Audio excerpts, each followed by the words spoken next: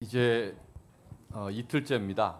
저희가 인사청문회 하는 목적은 이재명 정부 일기 내각, 그중에 이제 총리 이 후보자 인사청문회 과정을 통해서 국정 운영의 방향이 무엇이냐, 그리고 국정 운영 능력이 있느냐, 구체적으로 어떤 역량이 필요한 거냐, 주요 국정 과제에 대한 철학이 뭐냐, 이 부분에 대해서 둘째 날은 좀 집중했으면 좋겠습니다. 저도 이에 대해서 국민들이 관심사를 생각하고, 어제 저는 그 첫 번째 국정 과제 내지는 원칙, 내란 종식, 내란에 대한 잔재를 완전히 정리하는 원칙이 일관되게 관철된다, 이 말씀을 좀 드렸고, 두 번째는 지금 제2의 IMF라고 표현되는 그런 상황, 경제가 매우 어렵다. 지난 3년 윤석열 정부의 경제 실정, 그 문제 제기를 했었고, 그에 대한 경제 기조로서 감세 정책에 대한 문제, 그다음 적극적 재정 정책에 대한 필요성, 가계부채에 대한 고민들이 필요하다, 이런 이야기들을 어제 말씀을 드렸습니다. 오늘 또 이제 각 의제별로 쭉 이야기를 해야 되는데,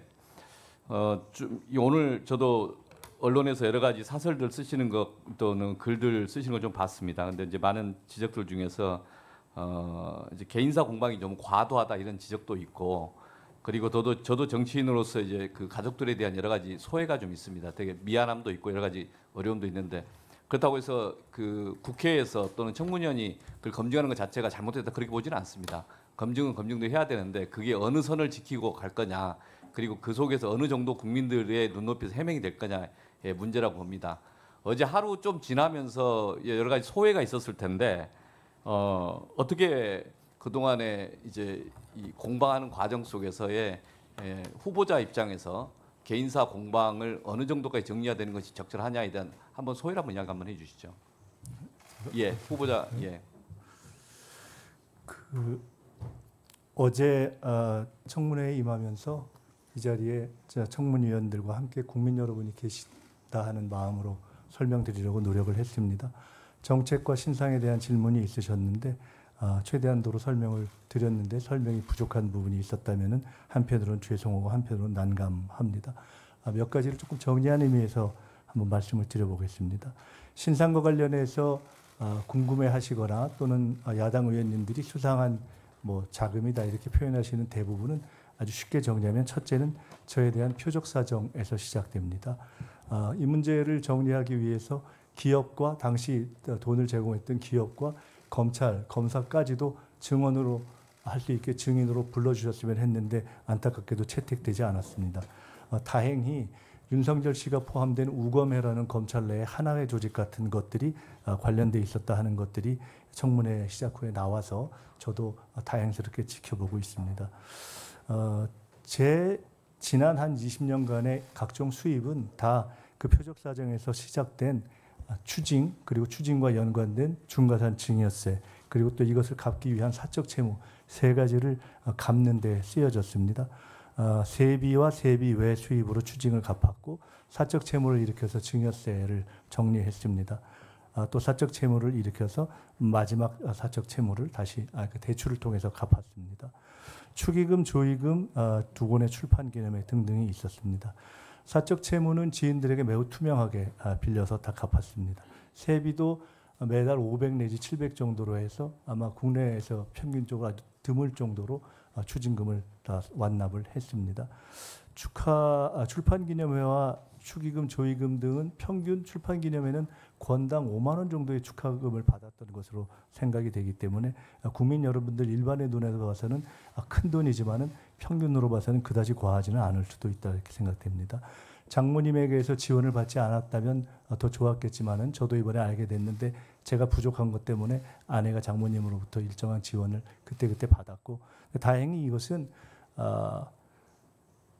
다 계좌를 통해서 받거나 또는 그때그때 카드값이 없어서 돈을 이렇게 빌려서 다시 그 통장에 채워넣는 것이어서 종합하면 사실은 완전하게 다 투명하게 드러나는 지원금입니다. 사실은 이번에 이렇게 되면서 증여세까지를 내고 나니까 우리 전영기 의원님이 제가 다시 2억을 불리려고 그렇게 했는데, 거기서 실제는 정치자금 빼고는 6천 정도 되는 거 아니냐 이렇게 했는데, 증여세까지 내고 나니까 사실은 잔고 제로 상태가 되었습니다. 출판기념회 자료를 내야 되는가? 낼 수도 있죠. 그러나 저는 한편으로는 정치 신인들, 한편으로는 정치 전체에 대한 또 저의 어떤 책임을 생각하지 않을 수가 없었습니다. 야당의 의원들, 야당의 대표들도 출판 기념을 했고 그것을 전혀 재산 공개나 신고에 반영하지 않았다는 지적이 있는 상황에서 제가 임의로 출판 기념회의 비용을 다 공개하는 것이 과연 적당한가에 대한 원칙의 문제를 고민할 수밖에 없었습니다. 결론적으로 저는 내야 할 것은 다 내고 털릴 만큼 털렸다 이렇게 생각을 합니다. 전처 또는 아이들의 독립성과 관련된 문제에 대해서는 더 말씀드리지 않겠습니다.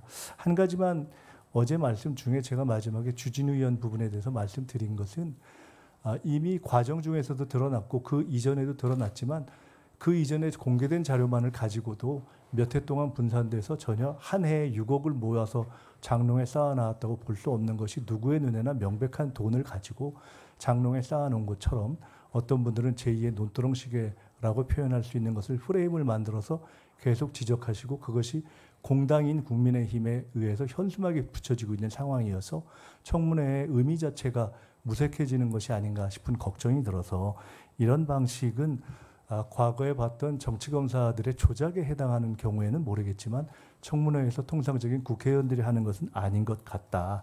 그래서 이런 것들에 대해서는 적당치가 않다. 이미 저는 수사로 배당되어 있는데 동일한 케이스로 고발된 상대 다른 경우에는 배당도 안 돼 있는 이런 상황으로 저는 보고 있기 때문에 이것이 과연 정당한가라는 데 대한 궁금증이 있었습니다. 무한 입증을 요구받는 부분에 대해서는 무한 입증을 하겠으나 적어도 소명된 부분에 대해서는 인정이 필요하고 그리고 명백하게 의도를 가지고 아닌 프레임을 가지고 하는 저는 어제는 죄송하게도 조작질이라는 표현밖에 쓸 수가 없었는데 아직까지는 더 이상의 표현을 발견하지 못했습니다. 그런 낭패감을 해결하기 위해서 노력하겠고 위원장님께 필요한 자료를 또 말씀 주시면 적절하게 제공하겠다는 말씀을 다시 드립니다.